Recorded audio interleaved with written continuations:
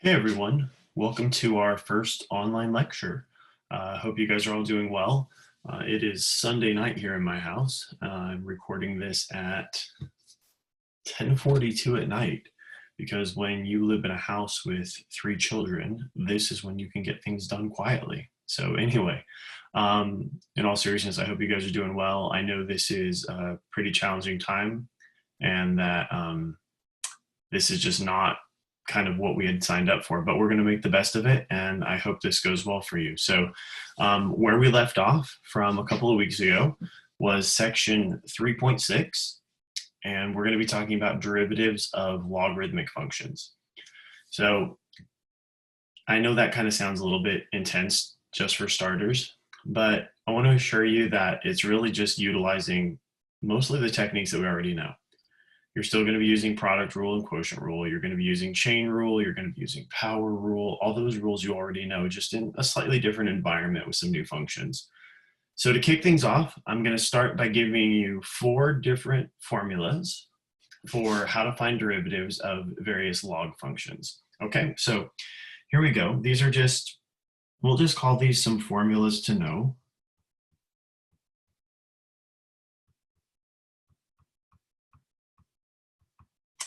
And our first one is the derivative. So we'll just assume we're differentiating with respect to x.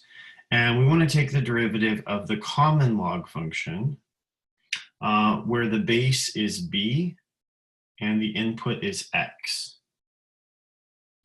So if I want to know what's the derivative of this common log function, that's going to be 1 over x times the natural log of b. 1 over x times the natural log of b. All right, I want to get through the 4 formulas first, and then once I do that, I'll do some practice with some examples so you can see these things in action. But for right now, let's just get these things written out. The second one is the derivative of the natural log function.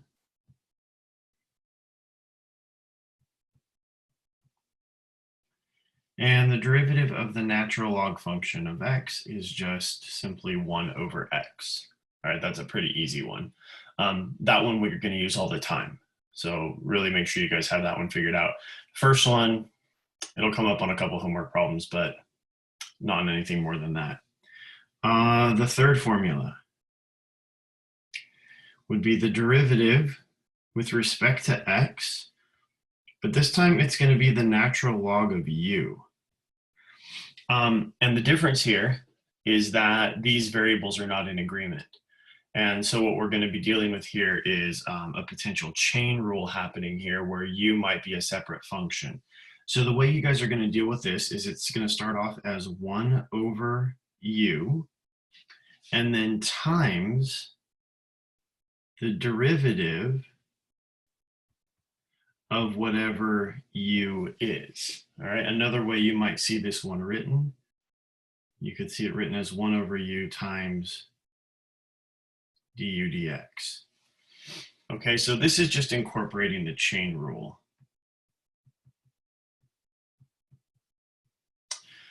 All right, so there's number 3. And then our final one, the derivative with respect to x. This time we're going to take the natural log of f of x. And here it's going to look, it's pretty much number 3, just written a little differently. So the rule is going to be the same. The rule, just like as you saw with number 2, derivative of natural log, it was 1 over that input value x. In number 3, the derivative of the natural log of u started out as 1 over u. So anytime you're taking the derivative of natural log of whatever you have, whatever the input is, you always start out with putting 1 over that input. So in this part, in number 4, our input is f of x. So we're going to start with 1 over f of x. And now we need to differentiate f of x. So times the derivative of f of x. This is that exact same chain that we saw in the previous one. In fact, these 2 steps right here These are doing the same thing, just different notation is all. Well, the derivative of f of x, we would often write that as f prime. So this would be 1 over f of x times f prime of x. And for good measure, if we want, we can just condense this down and write it as f prime of x over f of x. Okay, so there's your 4 derivative formulas for logarithmic functions. Number 2 is kind of the generic, kind of go-to basic version of what we're dealing with. And then 3 and 4 are going to show up with chain rule. Again, the first one, you need to know how to do it. It's a plug and chug formula, but it's not very common, so it's not one that we're going to see too often. Okay, let's do some examples. Let's see if we can get you feeling comfortable with these new types of derivatives. All right, so in our first example, or actually, let me just do it like this. Let's just set up one example. We'll call it, well, we'll just say what we want to do is find the derivative. Those will be our directions.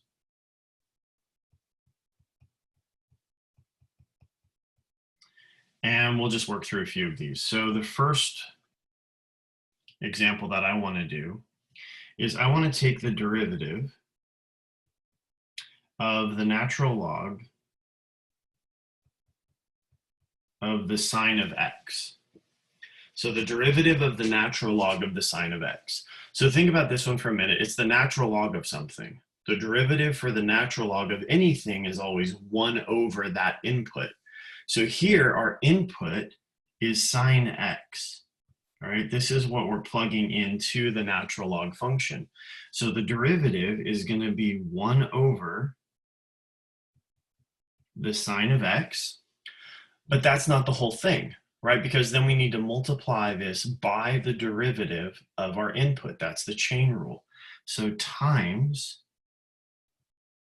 the derivative of the sine of x. Now, I hope you all remember what that one is. I know it's been a couple weeks, but I'm sure you still remember that one at least. We have 1 over sine x times the derivative of sine is cosine x. And if we want, we can write this as cosine x over the sine of x, which of course is just the cotangent of x. And there's our solution. And as you can tell, I'm still learning how this technology stuff works. So why don't I go ahead and try to move this so we can actually see it. There we go. Okay. There, that's better. All right. So first one's done. So what we've established is that if we want to know what's the derivative of the natural log of the sine of x, the answer is it's the cotangent of x. Okay, so there's our procedure. All right, as we're going through these, if questions are popping into your head, things aren't making sense, make notes to yourself. I'm hoping you're taking notes on the video anyway, but if there's something that you're unsure of, write a little note to yourself. And then when we get together for class, or when I hold office hours, or if you just want to email, whatever kind of works for you, go ahead and do that, and I'll make sure to clarify anything that's not quite sitting right with you.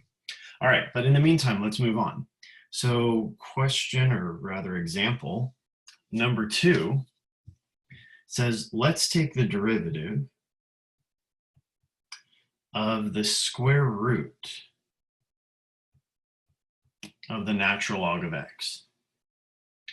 So we want to take the derivative of the square root of the natural log of x. Well, if you remember when we dealt with radicals before and derivatives, the first thing we did was we would get rid of the radical symbol and we would rewrite this with rational exponents. So this is the same as asking, what's the derivative of the natural log of x all raised to the 1/2 power? Okay, well, if you saw that derivative with the 1/2 power like that, hopefully you'd be thinking, well, first thing I would do is the power rule. So let's do that. If I want to take this derivative, the power rule says, bring your power down front, the inside pieces stay the same, right? So keep that natural log x there. Reduce the power up here by 1. So that makes it negative 1/2. But remember, we have to then multiply by the derivative of the inside piece. So times the derivative of the natural log of x. That's the chain rule happening again. Okay, so let's do that. So we have 1/2 the natural log of x raised to the minus 1/2 power. And then we're going to multiply that by the derivative of natural log of x. Well, up above in our derivative formulas that we started off with, this is formula number 2, and the derivative of the natural log of x is just 1 over x. And now we have taken all of our derivatives. The only thing is we need to maybe clean up our answer a little bit. So to do that, we're going to write this as 1/2. Okay, natural log of x to the minus 1/2 power. Well, one thing we can do is get rid of that negative exponent, and we can write it as 1 over the natural log of x to the positive 1/2 power. All right, we can get rid of the negative, and then we still have that times 1 over x here. But usually what we're going to end up doing at the end is taking those rational exponents and converting it back into a radical. So let's write this as 1/2 times 1 over the square root of the natural log of x times 1 over x. And basically what we're dealing with now is 3 fractions being multiplied together, so we can just multiply straight across all the numerators, all the denominators, and we end up with 1 over, and I'm just going to reorder my terms because it's multiplication and we can. And we have 1 over 2x times the square root of the natural log of x. Okay, so there's the second one. So really, that required way more knowledge of things we've learned before than anything new. The only new part of that problem was the one piece right here where it asked us to resolve the derivative of the natural log. Otherwise, everything else that was in this problem was stuff that we could have done before having ever known that part. Okay, I've got 2 more to do, and then that's not what I meant to do. And that's also not what I meant to do. All right, folks, I'm going to tell you right now, you're going to really have to be patient with me when it comes to this technology stuff. I see you guys using these things all the time, and you make it look so easy, but man, if this isn't a bit of a challenge for me. So anyway, I'm going to do 2 more examples, and then I'm going to end the video there. I don't want to overwhelm with too much information on any given video. And also this particular video, you're only going to get the first part of it for your first class. You'll get the second part of it for your second class because, you know, as we kind of transition back into being in school, I don't want to have too much information coming to you and having you guys feel like you're in over your head already. So 2 more to go, and then that'll be it for today. So our third example, let's try one of those ones I told you wasn't going to happen too often, but it's worthwhile for you to maybe have me walk you through one. Let's take the common log. We're going to do it with base 10, and our input is going to be 2 plus the sine of x. All right, so log base 10 of 2 plus the sine of x. All right, so here's what we're going to have. This is going to be, if you remember the formula from above, we're going to have 1 over our input, which is 2 plus the sine of x.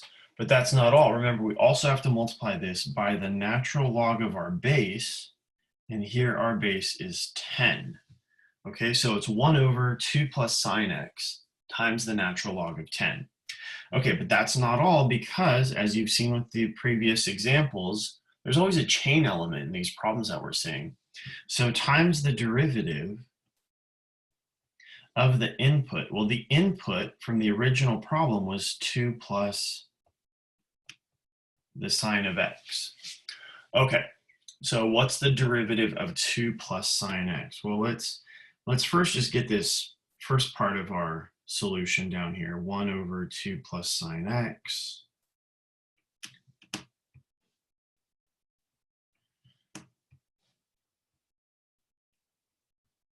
There we go. 1 over 2 plus sine x times the natural log of 10. And then times, okay, derivative of 2 plus sine x. The derivative of 2, that's a constant, that's 0. The derivative of sine, we did that once already, that's cosine. And now if we just want to put these pieces together, we end up with the cosine of x. This is all over 2 plus the sine of x times the natural log of 10. And that's about as nice as we can make it. Okay, so again, derivatives with the common log there, you're not going to see them too often, but there's one for you, so you know what to do. All right, I've got one more, and we're going to finish with a real messy one here. This one's going to take a bit of doing, but that's all right, it's good for us. Okay, fourth example. Find the derivative of the natural log of x plus 1 over the square root of x minus 2. Okay, there are a couple of different ways that you guys can approach this problem. Now, when you look at it on the surface, you might think, okay, well, I know if it's the derivative of natural log of something, I do 1 over the something, which would have us putting 1 over that fraction. Yeah, we could do that, and then multiply by the derivative of that fraction, which would then require the quotient rule. What I'm talking about here is saying, okay, let me write it like this. We could have 1 over x plus 1 over the square root of x minus 2, which straight away, that just looks horrible, right? That's not fun. And then times the derivative of x plus 1 over the square root of x minus 2. And this right here is going to require the quotient rule. And within the quotient rule, you have a radical there, so you'd want to change that, write it with a rational exponent, and look, it'll work. You could do it. But there's a better approach when you're dealing with the derivative of a log function. So let me bring the original problem back over here. We have the natural log of x plus 1 over the square root of x minus 2. Well, do you remember your log properties from Algebra 2, or maybe you used them in pre-calculus? The answer is probably no. That's not to insult you and say you can't remember things, but honestly, it's been a while and you probably didn't use them that much. So I want to just real quick remind you, if you have the natural log of, let's do it like this. Let's say it's a over b, like this. With your log properties, you were able to write this as the natural log of a minus the natural log of b. Okay, that was the quotient rule for logs. Now, in addition to that, there was a separate rule for logs that said this, where if you have the natural log, let's say you have the natural log of, let's call it a to the p power, you could take that power and move it to the front. So this was p times the natural log of a. All right, well, with those two pieces of information in mind, why don't we rewrite this thing before we try to take the derivative? So looking at this, we're still taking the derivative, but the derivative of what? Well, based on the first piece there, that first reminder I gave you, we could write this as the natural log of x plus 1 minus the natural log of the square root of x minus 2. Well, that right there is really convenient because that completely just eliminated any need for the quotient rule that we had up above there. But we can actually do it one better. If you look at the second piece, the natural log of the square root of x minus 2, well, the square root of x minus 2, isn't that just the same thing as x minus 2 all raised to the 1/2 power? So if that's the case, then couldn't we just bring that power down front as I showed you with the second rule for logs? And so what you can do here is you can write this as the derivative of the natural log of x plus 1 minus 1/2 the natural log of x minus 2. All right, so that is just, we haven't done anything, right? We haven't taken a derivative yet. This is just a rewritten form of the problem statement that we were originally presented with. So this piece right here and this piece right here, these things are the same. They're just written in a different form. And the form that we've written it in is one that's going to make things very convenient for us. In fact, when we move into some future parts of this, or some latter parts rather, of this section, we're going to see the need for these log properties quite a bit. So hopefully when you saw those, you're like, oh yeah, I definitely remember seeing those at some point. Okay, let's get to the derivative. So we're going to take the derivative of each of these pieces independently. So starting with the first one, the derivative of the natural log of of x plus 1, this is going to be 1 over x plus 1. Started to say the answer before I was finished asking the question. 1 over x plus 1. Now times, let's just write it down. Why not? You already know that this is useless, but let me write it down anyway. Times the derivative of the inside piece, that input, which was x plus 1. You can look at it now if you didn't see why before, why it was useless, because the derivative of x plus 1 is just 1. And so we're not really going to be multiplying by anything here, but that's all right. We'll write it down in case you're wondering, hey, what about the chain? On the second piece, we have minus 1/2, so the constant can stay out front. We have the natural log of x minus 2. The derivative there is going to be 1 over x minus 2. And then we're going to be multiplying that, again, just since we did it before, times the derivative of the input, x minus 2. You're right, again, it's 1. So this goes to 1. This goes to 1. And it's kind of like what we talked about when we discussed the chain rule the first time. Every single problem, you can use the chain rule. It's just that a lot of the times when you take the derivative of that input, or that inside piece as we called it, it just goes to 1. So here we wrote it down just so we can make sure we're checking everything, but it goes to 1. It's not going to do anything. So what we end up with here is 1 over x plus 1 minus 1 over 2 times x minus 2, and there is our derivative.